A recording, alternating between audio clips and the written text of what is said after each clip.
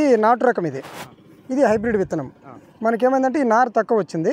నారు తక్కువ అవడం వల్ల ఇది వేరే తీసుకొచ్చి నాటాం. మీకు ఈడే తేడా కనిపిస్తుంది నా పొలంలోనే. మరి దీనికి కూడా మళ్ళీ కెమికల్ లేదు, ఏమీ లేదు. మన దానికి కూడా అసలు ఏమీ లేదు.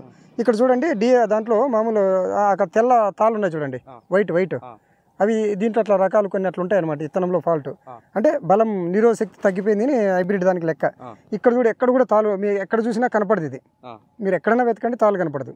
అంటే అది పురుగు ఎక్కడైనా టచ్ చేసి ఉంటుంది, అది మాత్రమే చనిపోతుంది పురుగు. అది ఏదో చనిపోయిందని మొత్తం అంతా కెమికల్ కొట్టేస్తాడు, భయపడి గాబరా పడిపోయి. అర్థమైందా? ఇక్కడ వచ్చినది పురుగు అక్కడికే స్టాప్ అవుతుంది. అది ఎక్కువ నష్టం చేయదు రైతుకు. 10% లేదా 20% బ్యాడ్ చేస్తుంది. అదంతా వచ్చిందని భయపడి వాడికి మందులు కొట్టమనడం, వీడు కొట్టడం, రైతు కొట్టడం. అందువల్ల ఎంత లాస్ అవుతుంది భయపడి. ఇంత తేడాలు ఉంటాయి అనమాట.